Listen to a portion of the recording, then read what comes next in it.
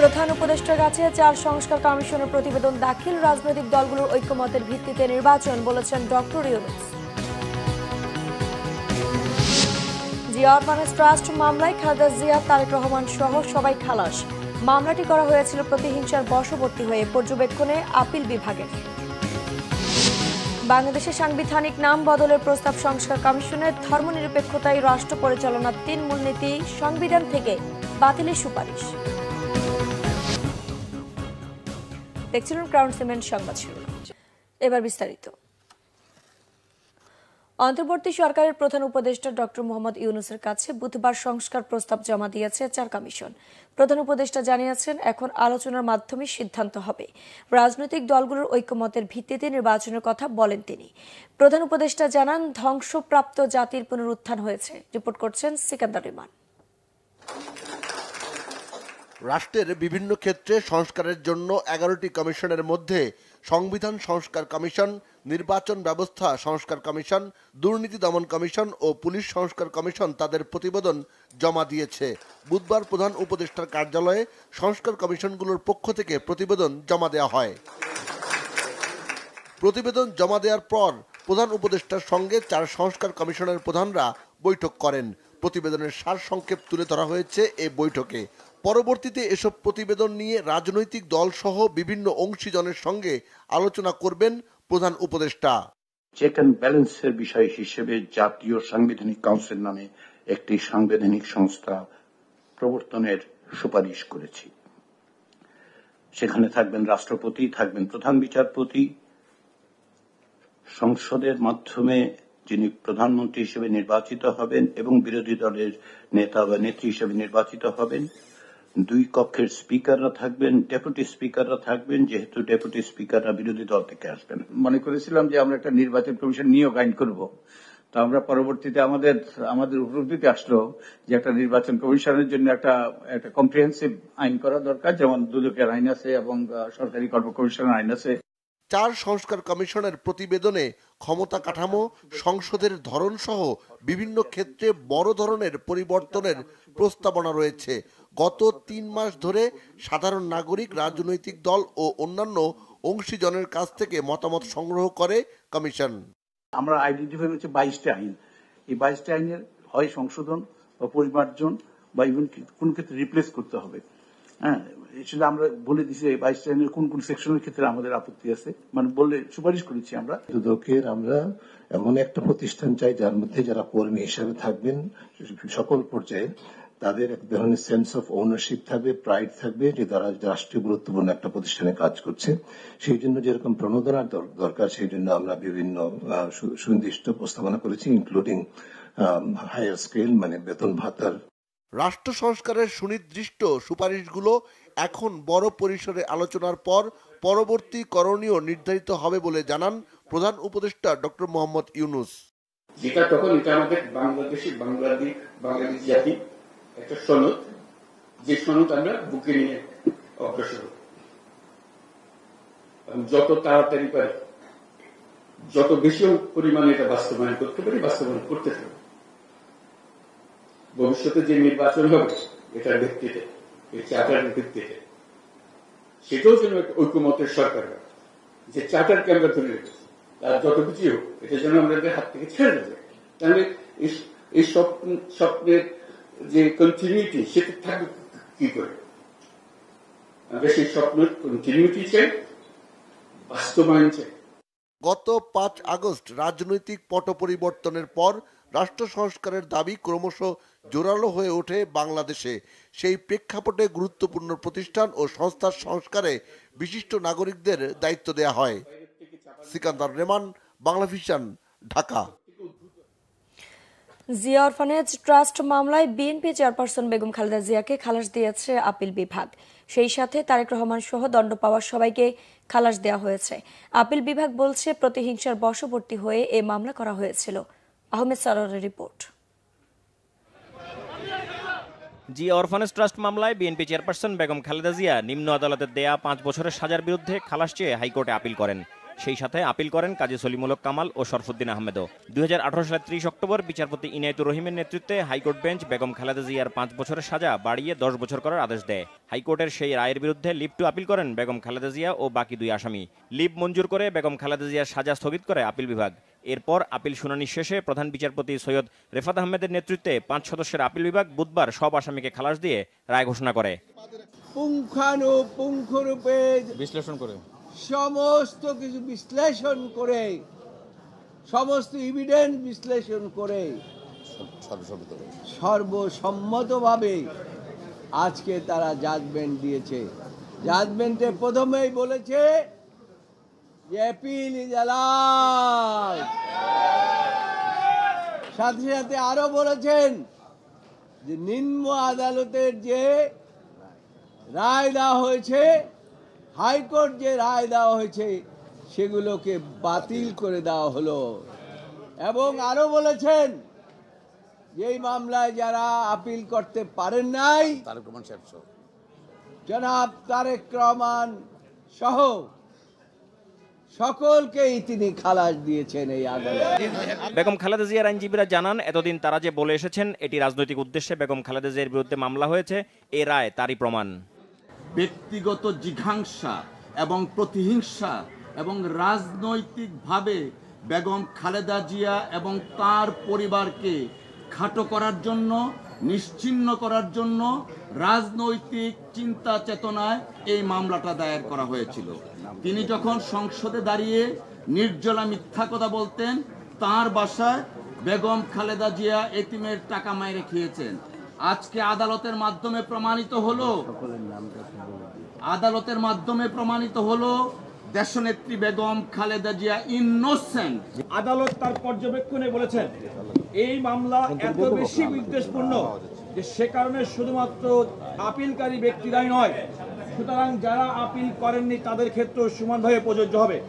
আদালত অত্যন্ত গুরুত্বপূর্ণ পর্যবেক্ষণ বলেছেন যে দেখেন এই সিদ্ধান্ত অর্থাৎ আপিল বিভাগের আজকের রায়ের পরিপ্রেক্ষিতে এই যারা আসামি এবং আপিলকারী তাদের সমাজে যে সম্মান হানি ঘটেছিল তার একটা চির সমাপ্তি ঘটবে। এটার মাধ্যমে আদালত প্রত্যাশা করেছে, আমার যেটা বলেছেন সেটা হচ্ছে যে এই ধরনের ম্যালিশিয়াস প্রসিকিউশন আমরা মনে করি কখনো কোনো ব্যক্তিকে রাজনৈতিক বিধ্বংসের কারণে করবেন না, এবং এই রায় একটি ঐতিহাসিক রায়। দুদকের আইনজীবী জানান, মামলার অভিযোগপত্রে যা পেয়েছেন তার উপর ভিত্তি করেই তিনি আদালতে কথা বলেছেন।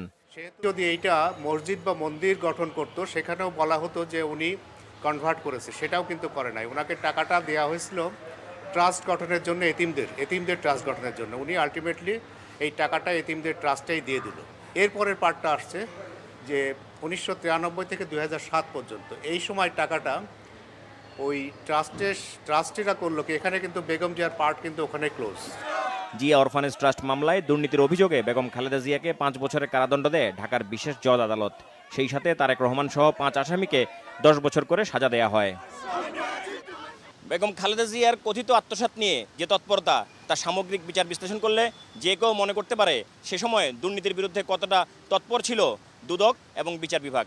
অথচ যে সময়ে বিচার করে বেগম খালেদা জিয়াকে সাজা দেওয়া হয়েছে সেই সময়ের দুর্নীতির বেনিফিশিয়ারি হিসেবে শেখ রেহানার কন্যা টিউলিপ সিদ্দিককে গতকাল ব্রিটিশ মন্ত্রিত্ব থেকে পদত্যাগ করতে হয়েছে।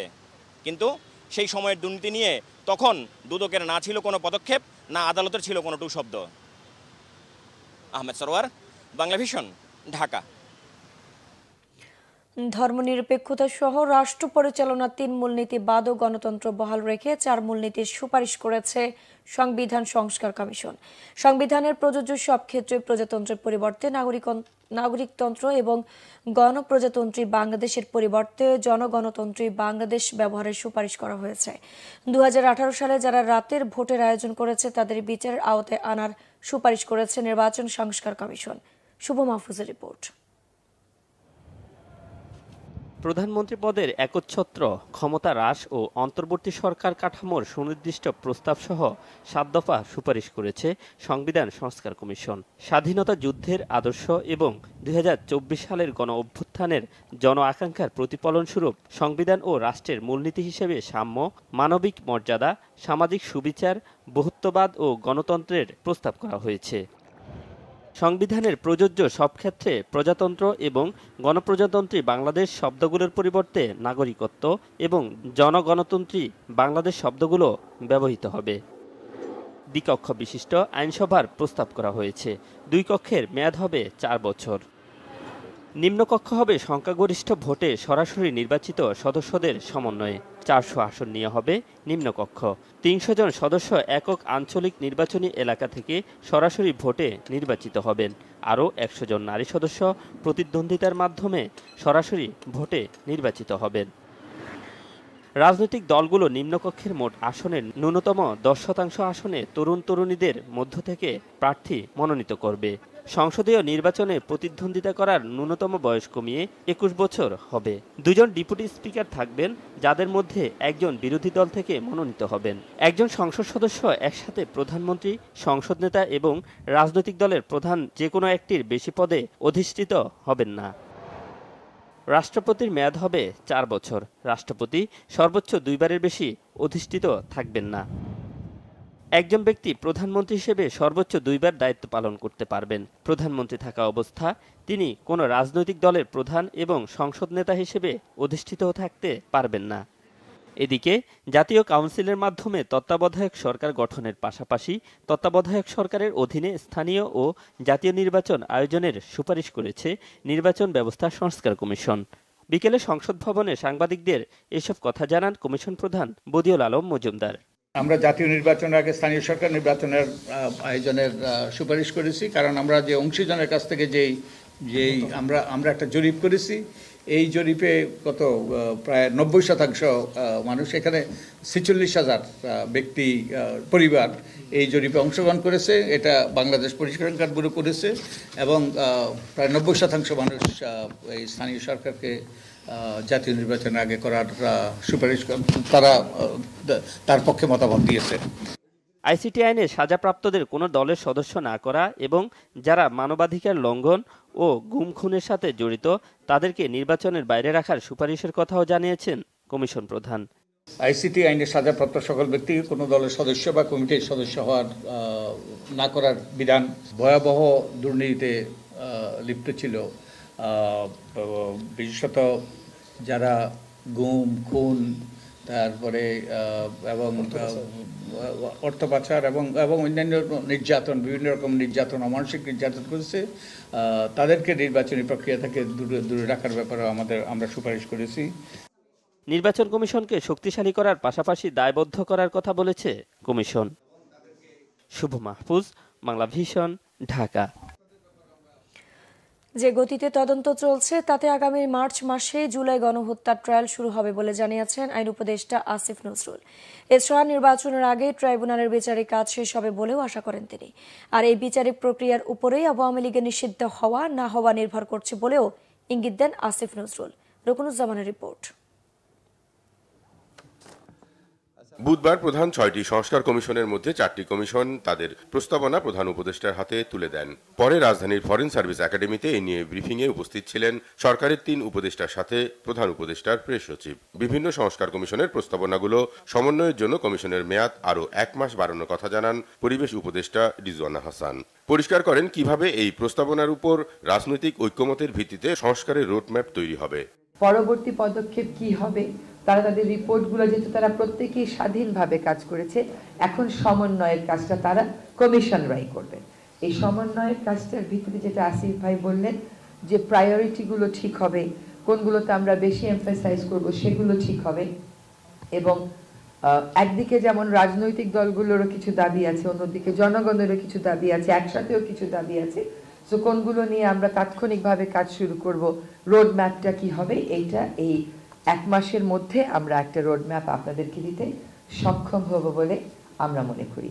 সংবাদ সম্মেলনে আইন উপদেষ্টা আসিফ নজরুল জুলাই গণহত্যার বিচার কার্যক্রম সাবলীলভাবে এগিয়ে যাচ্ছে বলে জানান। মার্চেই ট্রায়াল শুরু হবে এবং নির্বাচনের আগেই ট্রাইব্যুনালের বিচারিক কাজ শেষ করার আশাবাদ জানান আইন উপদেষ্টা। উঠে আসে আওয়ামী লীগের নিষিদ্ধের প্রসঙ্গও। আপনাদের নিশ্চিতভাবে বলতে চাই, বিচারের কার্যক্রম অত্যন্ত সাবলীলভাবে চলছে। আমরা বিচারের ক্ষেত্রে মূলত গুরুত্ব দিচ্ছি ইন্টারন্যাশনাল ক্রাইম ট্রাইব্যুনালের উপর, বিকজ এই ক্রাইম ট্রাইব্যুনালের যে বিচারটা আছে এখানে রাষ্ট্রপক্ষের ইনভলভমেন্টটা বেশি, ফলে আমরা এটাকে খুব বেশি গুরুত্ব দিয়ে দেখছি এবং আমাদের যেই গতিতে এই মামলার তদন্ত কাজ এগোচ্ছে, সম্ভবত আপনারা আশা করছি মার্চ থেকে শুনানি শুরু হয়েছে এটা দেখতে পারবেন। এবং আমাদের আশা আছে, এগেইন এটা বিচারালয়ের বিষয়, আমাদের আশা আছে, আমাদের বিশ্বাস আছে, আমরা যে গতিতে এগোচ্ছি ইনশাআল্লাহ সামনে নির্বাচনের আগে আমরা অন্তত ট্রায়াল কোর্টে বিচার কাজ সম্পন্ন করতে পারবো। আমাদের রাজনৈতিক দল নিষিদ্ধ করার জন্য বাংলাদেশে বিভিন্ন আইন রয়েছে, আর যুদ্ধাপরাধের দায়ে কোনো দলকে শাস্তি দেওয়া যেটা সংবিধানে রয়েছে। তো আমরা করিনি বা আমরা করব না সেরকম কোনো কথা না, আমরা বিচারিক প্রক্রিয়ার দিকে তাকিয়ে আছি। সুষ্ঠুভাবে বিচার হওয়ার পর আমরা এই গণহত্যা, মানবতা বিরোধী অপরাধের সাথে দল সংশ্লিষ্টতার বিষয়ে আমরা যেই ধরনের রায় পাবো সেটার আলোকে বহু সিদ্ধান্ত গ্রহণ করার সময় এবং সুযোগ আমরা পাবো। ট্রাইব্যুনালে আওয়ামী লীগ সভাপতি, ক্ষমতাচ্যুত সাবেক প্রধানমন্ত্রী শেখ হাসিনা সহ তার ক্যাবিনেটের একাধিক গুরুত্বপূর্ণ মন্ত্রী, এমপি, উপদেষ্টা, আওয়ামী লীগ নেতার বিরুদ্ধে জুলাই গণহত্যার অভিযোগে তদন্ত চলমান রয়েছে। রুকুনুজ্জামান, বাংলা ভিশন, ঢাকা। ছাত্র জনতার অভ্যুত্থানের ঘোষণাপত্র ইস্যুতে সরকারের দৃশ্যমান পদক্ষেপ না থাকা এবং অনীহার অভিযোগ করেছে বৈষম্য বিরোধী ছাত্র আন্দোলন। বুধবার রাতে রাজধানীর বাংলা মোটরে লিফলেট বিতরণ ও জনসংযোগ সপ্তাহ শেষে জুলাই ঘোষণাপত্র নিয়ে সরকারের তৎপরতা প্রসঙ্গে বৈষম্য বিরোধী ছাত্র আন্দোলন ও জাতীয় নাগরিক কমিটির সংবাদ সম্মেলনে এই অভিযোগ করা হয়। সংবাদ সম্মেলনে সংগঠন দুটির নেতারা সরকারকে স্মরণ করিয়ে দেন অন্তর্বর্তী সরকারের বৈধতার স্বীকৃতির জন্যই অবিলম্বে ঘোষণাপত্র জারি করা দরকার। এই সময় গত 15 দিনে কোনো পক্ষের সাথে সরকারের আলোচনায় না বসা এবং মন্থর গতি ও নির্জীব মনোভাবের নিন্দা জানান বক্তারা। বলেন, জুলাই অভ্যুত্থানের প্রেক্ষাপট ও অভিমুখ নির্ধারণ করে এমন বক্তব্য ঘোষণাপত্রে রাখতে হবে। পাশাপাশি এটি যেন আগামীতে সাংবিধানিক ও আইনি ব্যবস্থার ভিত্তি হিসেবে কাজ করে তা নিশ্চিত করার তাগিদ দেন বক্তারা। মাননীয় প্রধান উপদেষ্টার আহ্বানে সাক্ষাৎ করতে যাবেন। সেখানে দেশের অন্যান্য রাজনৈতিক দলের সঙ্গে আলোচনা হবে। আলোচনা শেষে অবিলম্বে প্রক্লেমেশন ঘোষণা করার তারিখ ঘোষণা করতে হবে। কোনো প্রকারের কালক্ষেপণ ও গড়িমসি ছাত্র জনতা বরদাস্ত করবে না। কালক্ষেপণ হলে আমরা দ্রুতই সারা দেশের সর্বস্তরের ছাত্র জনতাকে সঙ্গে নিয়ে দুর্বার আন্দোলন গড়ে তুলব। বাংলাদেশে এটা গত 53 বছরের একটি পলিটিক্যাল কালচার, একসাথে বসা, একসাথে আলোচনা করা বা সিদ্ধান্ত নেওয়া, জাতির প্রশ্ন ঐক্যমত পোষণ করা, এগুলো বাংলাদেশের কালচারটা নষ্ট হয়ে গিয়েছে। আমরাও সেই কালচার কিভাবে ফিরিয়ে আনা যায়, বর্তমান ছাত্র জনতা সরকার সেই উদ্যোগটি নিয়েছে এবং তারা সেটাতে সফল হয়েছে। এবং আগামীকালকে একটা ঐক্যমত্যের ভিত্তিতে একটি ডেট তারা পাবলিশ করবেন। আমরাও চাই এটা দ্রুত সময়ের মধ্যেই এটা করা হোক। আমরা অলরেডি 31 তারিখ বলেছিলাম, 15 তারিখ গিয়েছে। যেহেতু সবাই এক টেবিলে এসেছে, আমরা আশা করি দ্রুতই এটা প্রকাশ হবে। ছাত্র জনতার আন্দোলনে হামলার অভিযোগে সাবেক রাষ্ট্রপতি আব্দুল হামিদের বিরুদ্ধে এই প্রথম মামলা হয়েছে। ক্ষমতাচ্যুত প্রধানমন্ত্রী শেখ হাসিনা, সাবেক রাষ্ট্রপতির ছেলে রেজওয়ানা আহমেদ তৌফিক ও রাসেল আহমেদ তুহিন সহ মামলায় আসামি করা হয়েছে শেখ হাসিনা সহ 124 জনকে। কিশোরগঞ্জ থানায় মামলাটি করেন বিএনপি কর্মী তহমুল ইসলাম মাজহারুল। মামলায় আব্দুল হামিদকে 3 নম্বর আসামি করা হয়েছে। শেখ হাসিনা 1 নম্বর আসামি ও 2 নম্বরে আছেন শেখ রেহানা। রয়েছে সজীব ওয়াজেদ জয় ও সাইমা ওয়াজেদের নামও। বাদী তহমুল ইসলাম জানান, আন্দোলনের সময় আহত হয়ে দীর্ঘদিন চিকিৎসা নেওয়ার পর এখন কিছুটা সুস্থ হওয়ায় তিনি মামলা করেছেন। মামলায় বলা হয়, ছাত্র জনতার আন্দোলন দমনে দেশ বিদেশে অবস্থান করা আসামিরা সারা দেশে গণহত্যার পরিকল্পনা করেন। কিশোরগঞ্জে যাতে কোনো আন্দোলন না হতে পারে সেই নির্দেশনা দেন তারা। জাতিগত সংঘাত সৃষ্টির ষড়যন্ত্রের অংশ হিসেবেই পরিকল্পিতভাবে এনসিটিভির সামনে বিক্ষোভকারীদের ওপর হামলা চালানো হয়। অভিযোগ বৈষম্য বিরোধী ছাত্র আন্দোলন ও জাতীয় নাগরিক কমিটির। হামলাকারীদের পরিচয় যাই হোক, দ্রুত বিচারের আওতায় আনার দাবি তাদের। নবম দশম শ্রেণীর বাংলা বইয়ের পেছনের প্রচ্ছদে আদিবাসী শব্দযুক্ত গ্রাফিতি বাতিলের প্রতিবাদে বুধবার দুপুরে জাতীয় শিক্ষাক্রম ও পাঠ্যপুস্তক বোর্ডের সামনে সংক্ষুব্ধ আদিবাসী ছাত্র জনতার প্রতিবাদ কর্মসূচিতে হামলা চালায় স্টুডেন্ট ফর সভরেন্টি নামের একটি সংগঠন। হামলার প্রতিবাদে সন্ধ্যায় কেন্দ্রীয় শহীদ মিনারে বিক্ষোভ কর্মসূচি পালন করে বৈষম্য বিরোধী ছাত্র আন্দোলন ও জাতীয় নাগরিক কমিটি।